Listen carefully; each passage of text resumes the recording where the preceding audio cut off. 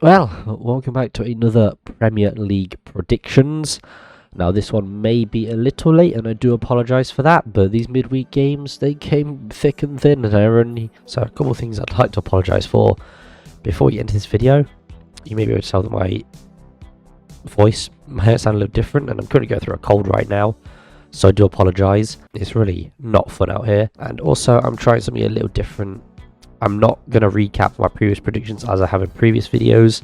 However, I did get 2 predictions correct, so not too shabby. But anyway, on to the predictions. So yes, we're going to start off with the Tuesday fixtures and Wolverhampton Wanderers versus Burnley. We kick off our midweek football as Wolverhampton Wanderers host Burnley at the Molineux. Wolves find themselves in 13th place, level on points with Fulham, and are also experiencing some very similar form as the Cottagers too. Burnley lifted themselves off the foot of the league with their very emphatic win over Sheffield United that showed there may be some fight in them yet. I mean, that was a very impressive performance from Burnley. I did not expect them to go and score 5 goals, but hey, they cooked, and that's going to cost Sheffield United, because that's the games they should have been looking at winning anyway. Wolves have lost their last 2 matches, one of which was arguably decided by a refereeing decision, but that's been and gone. They also fell to a very informed Arsenal side, but grabbing a goal late on still shows that they fight to the end, which is a very great quality to have in the Premier League. Burnley stuck with company and were rewarded with a massive Premier League win against fellow relegation rivals as a result. Barely expected them to score 2 goals, let alone 5 unanswered, but hey, very, very impressive. I do see Wolves being more of a challenge than Sheffield United, though I don't think that's a crazy statement to make, and I'm going to say 2-1 to Wolves. I think Wolves will win this clash in the West Midlands. Now, while Burnley will be riding high off of that long coming win, and it will have instilled some much needed confidence in the squad, they'll definitely be hoping to start a winning run. Wolves, on the other hand, will be looking to put an end to their losses as well and make a swift return to winning ways. Burnley would look like a good opportunity to do that. Wolves are still missing Pedro Neto, and it is shown in their results. They do have goal scorers, but without his presence, they're not as good, really. There's no way about dancing around that. But they have shown they can still score goals even without his presence. Burnley do have a few injuries themselves, but there's nothing concrete on how long they'll be out for. But they didn't pick up any injuries against Sheffield United, so it's not looking too bad for the Clarets. Ultimately, I do think Wolves will come away with the 3 points, but I can see Burnley making it hard for the West Midlands side. Wolves at the Molineux, though, should be able to keep all 3 points, especially against Burnley, because, come on lads, it's Burnley. And then we move on to Luton Town versus Arsenal. The Hatters host Arsenal at Kenilworth Road, and now normally you'd assume that the Premier League stalwart could easily handle one of the newcomers, but at Kenilworth Road, Luton are a force to be reckoned with. Well, maybe not that intense, but they can certainly put up a good fight. Arsenal retained their position at the top of the league, seeing 2 points clear of second place Liverpool. Luton Town, on the other hand, find themselves just outside the relegation zone in 17th, 2 points clear for Everton, who are looking up for a fight despite the points deduction. Luton grabbed their first win at the Kenny against Palace before losing pretty soundly to Brentford in the weekend. Arsenal, on the other hand, have been enjoying a good run of form, both domestically and in Europe, and have rightfully taken their spot at the top of the league, looking like the informed team to beat. Should be a good clash in Bedfordshire. I'm going to say 3-1 to Arsenal. I do see the Gunners being victorious, but I know Luton are going to make it difficult for them. The atmosphere of Kenilworth Road is unique to the Premier League, and we've seen them make it tough for those classically big teams. That Liverpool match especially is the one that sticks in my mind. This is the first meeting of the 2 sides since 1991, which actually ended in a 1-0 Luton win, so fair play. Luton are a very stubborn side at home, but with the possible absence of Lockyer and Mengi to injuries that they picked up at the weekend, it's going to make Luton's job a lot harder. Arsenal will be without some of their defenders too, as Tomiyasu came off injured over the weekend, but Arsenal are blessed with much more depth and much more quality than the Hatters, so it won't be as much of an issue for the Gunners. I see Arsenal winning this first meeting in 32 years, but I wouldn't be surprised if Luton pull out a shock draw again, because, hey man, they're up for it. And then we move on to the Wednesday fixtures, and we start off with Sheffield United versus Liverpool. The Blades host Liverpool at Bramall Lane as they're set to part company with Paul Heckingbottom. Now, at the time of recording, nothing concrete. It's all, Sheffield United are set to do it. I'm not sure when they're going to pull the trigger, or they may have already pulled the trigger by the time you've seen this video, but it looks like they're all set to bring back Chris Wilder. Not really the best appointment, I feel, but I'm probably the only person who wants to come to Sheffield United, I guess. And by the time they host Liverpool, That very much could be the case. Even if Wilder is announced by then, though, it's expected that a caretaker manager will be in charge for this clash. Sheffield United come off the back of a domination by fellow relegation rivals Burnley and will be home to avoid a similar result in their own backyard. Liverpool, though, are coming off the back of a win and currently find themselves second in the league, 2 points behind first, and look to be mounting a real title challenge of their own after an underwhelming season prior. The Reds played out a thrilling 4-3 victory over Fulham at Anfield, with Trent Alexander-Arnold cooking once again. Honestly, man, I don't know what's flipped to switching him, but the last few games he's been on fire. But they had to come from behind in order to claim those all-important 3 points. I'm going to say 4-0 to Liverpool. I expect Liverpool to thump Sheffield United in their own backyard. I really cannot see the Blades, despite their name, offering much in attack, and can't really see them threatening Liverpool whatsoever. The Blades will be without one of their joint top scorers after McBurney received his second red card of the season following 2 yellows, so that's going to be an impact for them. But I think that 3 of their top scorers are all on 2 goals, so will they miss him that much? Probably. Sheffield United also suffer from quite a lot of injuries at the moment, which has not helped things. I cannot really see Sheffield United providing much in the way of competition for Liverpool. But the Reds are suffering from their fair share of injuries as well. We could see Alisson missing out through injury, which would be a big miss for Liverpool, and in any other clash this might be very detrimental to them, but I think against the Blades it might not have that big of an impact. I think Karius can do a number against Sheffield United. I mean, you'd hope so. The Reds are quite strong at the back, and I don't doubt they have the quality to keep Sheffield United at bay. It's just about how much they'll score on the other end, I think, because, boy, Salah probably going to cook, let's be real. He's probably going to cook. And then we move on to Fulham versus Nottingham Forest. The Cottagers host Nottingham Forest at Craven Cottage. What a shock. I wonder where they got the nickname from. Fulham look to have turned around their goal-scoring woes, scoring 6 in their last 2 matches, which has brought their tally up to 16 goals for the season. This actually brings them level with their opponents, Nottingham Forest, who have not really been cooking recently. Check out my We Need to Talk About Nottingham Forest video to learn more about that. Fulham should be in high spirits after their goal-scoring exploits and recent impressive performances, despite results, and also if they've been keeping an eye on Forest results, they'll know that they're not doing too well at the moment either. The London outfit find themselves just 2 points above Forest in 14th, whilst Forest themselves sitting in 15th. So could this be classed as a relegation scrap? Both teams aren't there yet, but there is that risk they get pulled in. Both sides were looking to return to winning ways, but with the results that Forest have been experiencing, they're more in need of a win than the hosts. Fulham can be proud of their performance at Anfield, as they did lead Liverpool at one point, but just couldn't hold on to the lead as Liverpool scored 2 unanswered, and that further highlights the Cottagers' defensive issues. Forest's match against Everton gave them nothing to be proud of as they failed to get anything going against the Toffees and just looked uninterested and like they couldn't be bothered. It was quite disappointing, I can't lie. But anyway, I'm going to say 3-1 to Fulham. I would not be surprised if Fulham scored another 3 goals this week. They're in some good goal-scoring form at the moment.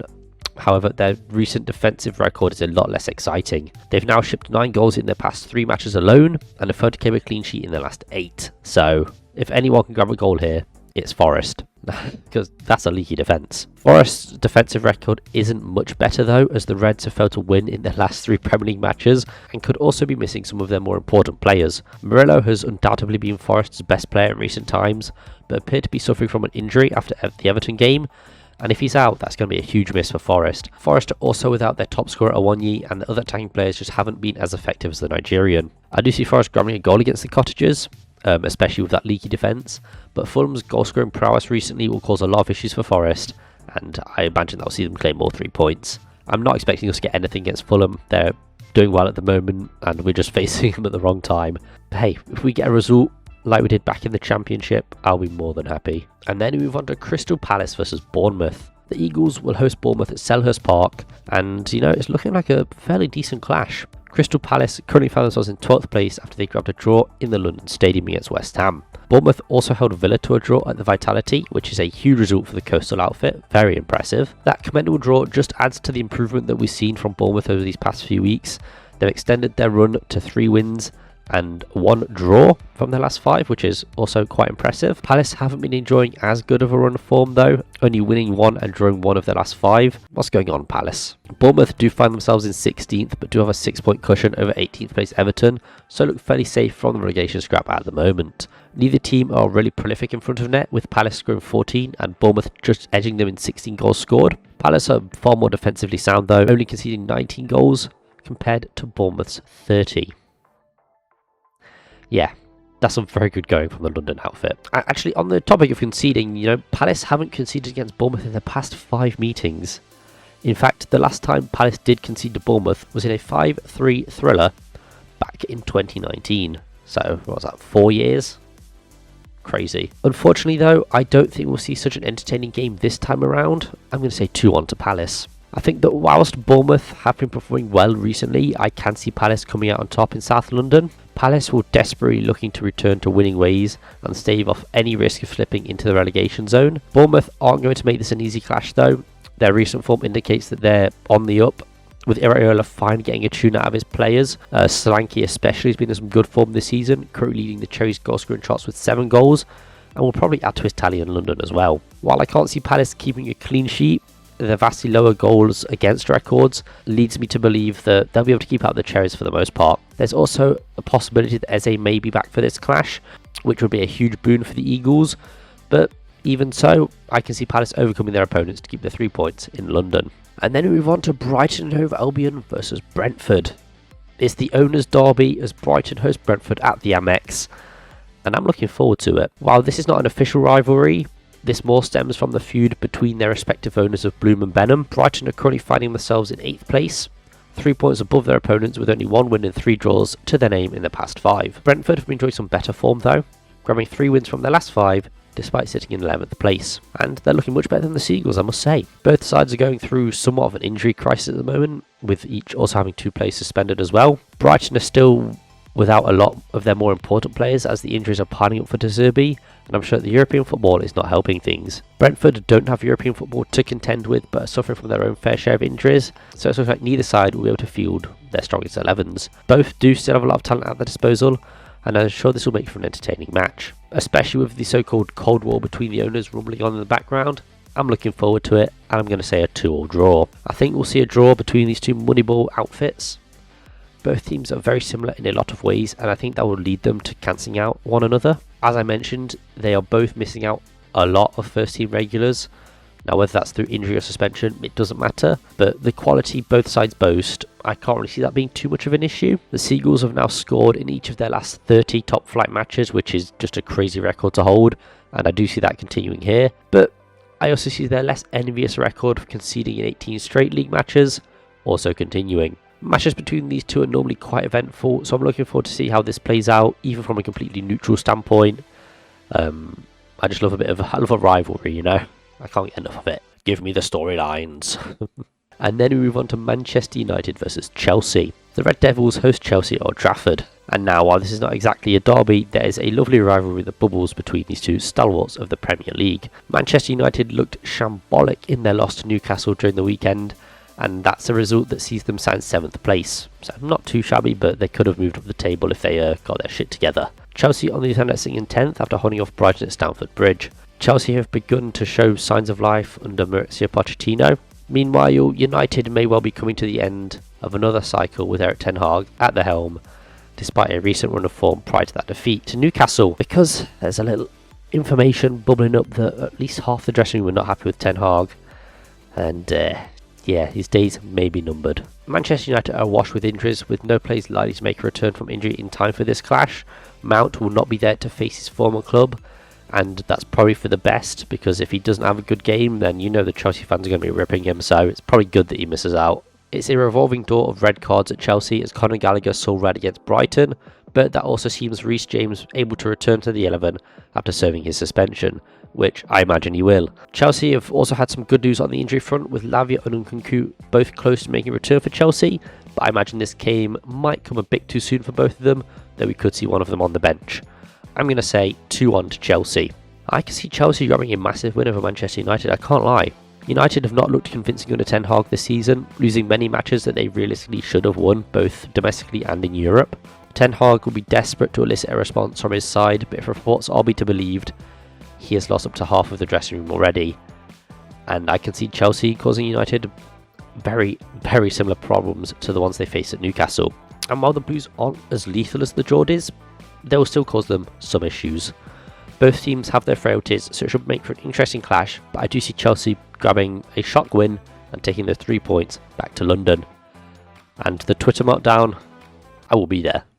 And then the final Wednesday clash as we look at Aston Villa versus Manchester City. The Villains host Manchester City at Villa Park as both sides are looking to return to winning ways. Both teams do find themselves next to one another in the league, with City in third and Villa in fourth, with just a point separating either side. Man City have not been enjoying a great run of form by their own high standards, winning 2 and drawing 3 of their last 5, but I'd bite your arm off for that form, so what have you got to complain about, boys? Villa have been enjoying some better form than their opponents though, winning 3 and drawing 1 of their last 5. Villa have a very impressive home record, winning 13 straight league games at Villa Park, and we're looking to make that 14 wins on the bounce against the treble winners. Those 3 draws on the bounce have seen City drop down to third, 3 points adrift of league leaders Arsenal, but only a point behind Liverpool.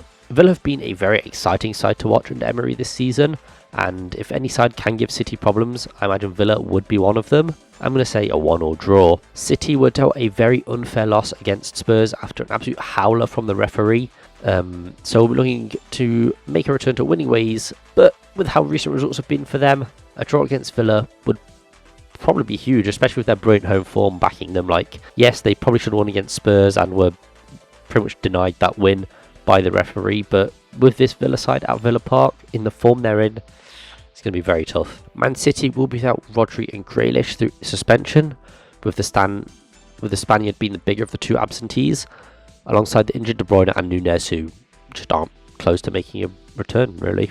With City's form not being what it usually is, and with Villa enjoying a quite incredible home record, the signs are pointing towards a victory for the hosts. However, you just can't write off City. They boast too much quality, and you just can never discount them. You'd be a fool to. Despite predicting a draw, I do imagine we'll see a very entertaining game between these 2 sides. They are brilliant at the moment. They're joys to watch, but I don't think one will be better than the other. I'm not sure what it is. I just don't think they've got it in them. Either of them have got it in them to beat the other. So it should be a good clash. 2 very good sides managed by 2 very good Spanish managers. I'm looking forward to it. And finally, we move on to the Thursday fixtures at Everton versus Newcastle United. Everton host Newcastle United at Goodison Park as they look to leap out of the relegation zone and truly put that 10-point deduction behind them. Newcastle United find themselves in 6th place with 26 points to their name, and their Merseyside opponents find themselves in 18th with just 7 points to their name, but even despite the points deduction, they've been playing really well and have not really let that penalty affect them. Newcastle United have enjoyed some decent form, winning 3 of their last 5, drawing 1 of them as well, which is not too shabby. But Everton have also been enjoying a decent run of form, also winning 3 and drawing 1 of their last 5. So both teams are looking pretty even in that department. The main issue for Newcastle though is the amount of injuries they've accrued, with an ever-growing list of injuries. You know, Anthony Gordon looking like the latest addition to the A&E waiting list, with Pope also joining him. Pope is also a huge loss for Newcastle, who has passed the gloves to Dubravka after dislocating his shoulder against Manchester United. Pope's a brilliant shot stopper, but I think Dubravka's decent as well, so we'll have to see if he can do a number while Pope's out on the sidelines, because his time is now. Everton, on the other hand, are barely affected on the injury front, with Calvert-Lewin and Onana being the only big absentees. But I'm going to say a 1-0 win to Newcastle. I can see Newcastle winning this clash. It's going to be a tough match between the 2, but I just see Newcastle edging the Toffees at Goodison. They haven't been great at Goodison Park this season. Just 4 points from 7 games, with some particularly egregious losses taking place there this season. Newcastle United, on the other hand, have been clinical in front of net, scoring 32 goals whilst only conceding 14. That is a crazy record. Even with all the injuries that they've had recently, that is still a mental record to have. Everton, on the other hand, have only scored 15 goals and conceded 20, which, you know, not a brilliant record, but also not too shabby compared to the other teams that they're around. If Gordon is out, Newcastle do still have Isaac, who is fit and firing and will be able to cause Everton's defence a lot of issues. Gordon in, Gordon out, it doesn't matter. I still see Newcastle snatching a win in this match, and I see them taking the 3 points back up north, or more up north than Liverpool. We finish off this set of midweek clashes with a North versus East London derby as Spurs host West Ham at the Tottenham Hotspur Stadium. Spurs find themselves in 5th place, just 2 points behind 4th place Villa, and will be looking to return to winning ways after a not so good run of results, with 1 win and a draw in their last 5 matches. West Ham find themselves in 9th place with 21 points, grabbing 2 wins and a draw in their past 5. Spurs got lucky to grab a point against Manchester City, but they are the bogey team for the reigning champions, so put off the course really. That point will have inspired Spurs and renewed their fighting spirit ahead of this London derby. West Ham do have European football to deal with, so we could see a bit of squad rotation from the Hammers, but with it not happening for a few weeks, maybe not. You've got midweek Premier League football, so I don't think we'll see that much rotation, to be honest. I'm going to say 3-2 to Spurs. I think we'll see a high-scoring affair in the capital. Spurs have been awash with injuries and have really just been hard done by in the injury department, but even then they've still got a lot of attacking threat at their disposal and showed that in full force against City. They are missing the likes of Maddison, but they're making it work without him. West Ham are doing very well on the injury front though, with Antonio being the only player out, and to be honest, that's probably good for West Ham.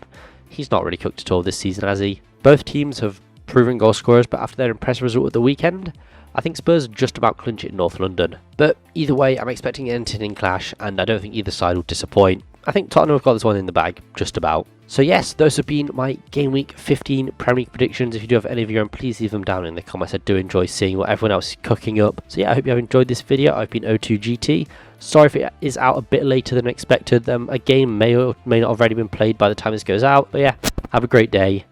Peace.